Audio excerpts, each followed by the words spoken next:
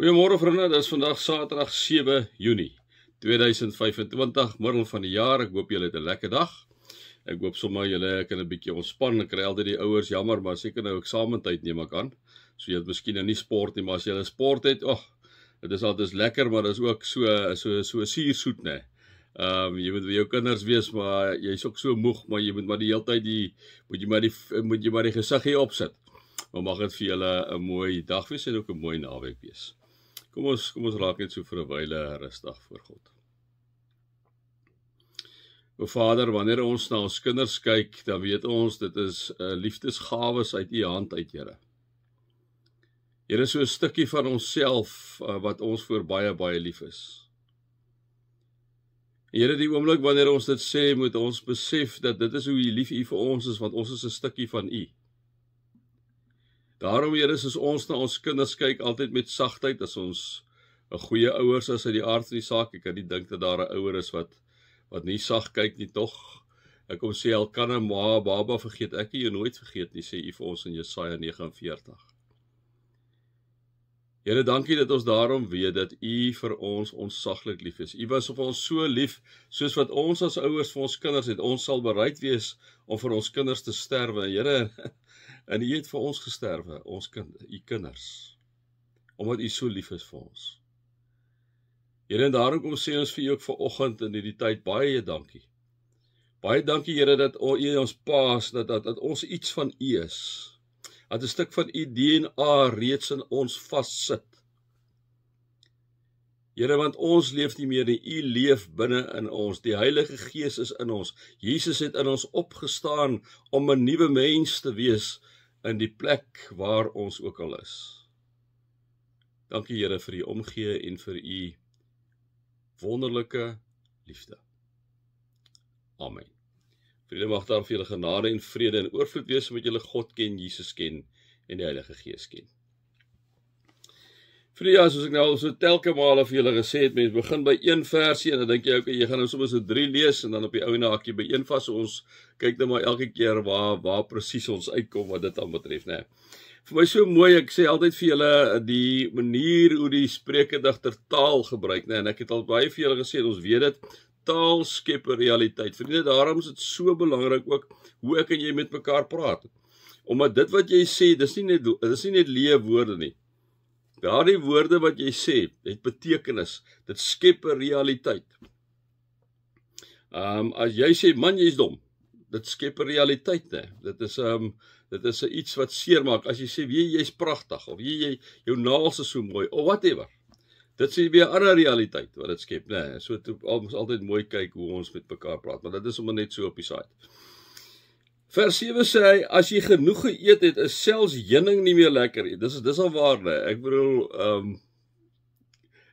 ons sê ons hoeveel keer vir mekaar, weet jy, ek is nou so vol, maar môreoggend gaan ek al weer honger wees. So nou net vanaand ietsie geëet wat ons so lekker was, sê 'n pudding of 'n vleisie of 'n ding, as jy jy kan hom dit nie draai nie.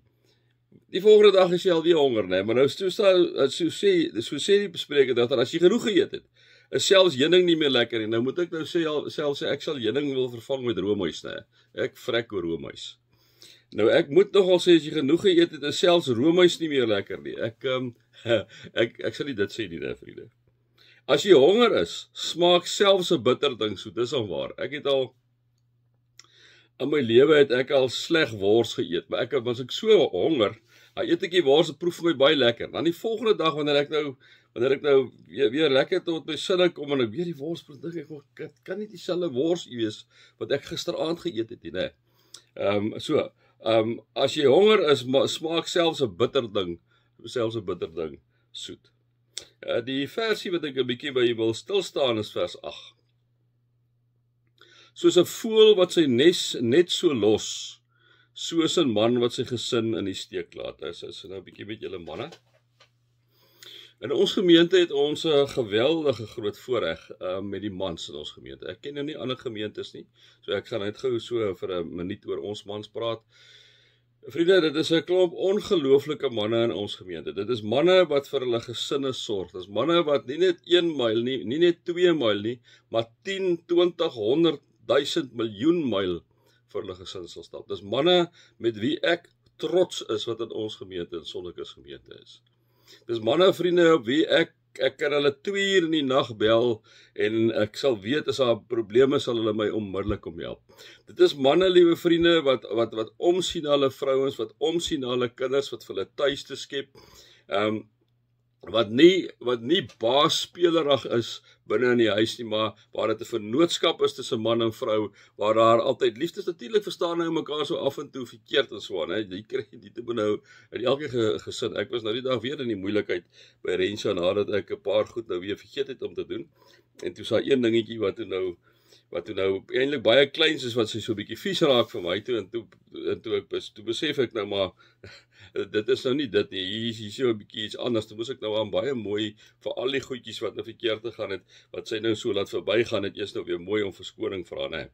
Maar vriende, 'n man, die Here gee vir jou 'n gesin, jou vrou en kinders. En die Here kom en hy kom cap jou en my as man, en ek hou nie van die hoofding nie, ek dink ons is almal hoofde, mans en vrouens, maar ek wil graag die man tog maar cap met die geestelike hoof in die huis. Ek wil die man cap, nie net met die geestelike hoof nie, maar ook met die normale cap. Maar vriende, met die geestelike cap sluit jy eintlik alles in. As jy as man 'n kind is van die lewende God, jy het vir Jesus Christus in jou lewe as jou verlosser en saligmaker en die Heilige Gees is binne in jou, vriende, dan kyk ek en jy anders na ons huwelik en na ons gesin. Ons kyk anders. So ek wil vir julle, vir ons mans in ons gemeente sê baie dankie. Dankie vir die voorbeeld wat ek nie oor 5 of 10 nie, maar oor 30 jaar by julle gesien het. By ons ouer manne, wat nou alleen in die 80 is, wat ek die voorreg gehad het om dit by hulle te sien, en dan ook die jonger manne, my ouderdom, en selfs die jonger manne wat baie jonger is as ons, om te sien hoe julle mooi na julle vrou kyk, om te sien hoe julle mooi na julle kinders kyk, om te sien hoe julle hard werk, om te kyk te midde van die ekonomiese omstandighede, wat julle partykeer van werk moet verander, wat julle partykeer in 'n ander provinsie moet gaan werk, maar hoe julle absoluut mooi kyk na julle gesin, dat julle nie julle gesinne in die steek laat nie. Vriende, dit is 'n klein noot vir my, wat ek altyd sal saam met my dra, die voorbeeld wat julle in ons gemeente as mans gestel het. Maar dan is dit so, liewe vriende, daar is mans mos nou uit die aard van die saak wat hulle gesinne in die steek laat, en dit is wat die psalmdigter sê, soos 'n voël wat sy nes net so los, soos 'n man wat sy gesin in die steek laat. 'n voël wat sy nes net so los, die kleintjies kan later doodgaan, hè. Ek ken nou nie lekker van die voëllewe nie, so die ma speel ook ergens 'n rol, neem ek hom daaraan, so ek weet nou nie of die kleintjies, maar hy gaan swaar kry. Die pa, soos ek die voëllewe nou verstaan, hy is die een wat baie keer die nes maak, ons is wel in die vink is, so ek weet nie of dit by al die voëls so is. So sorry, ek is nie my domein daai nie.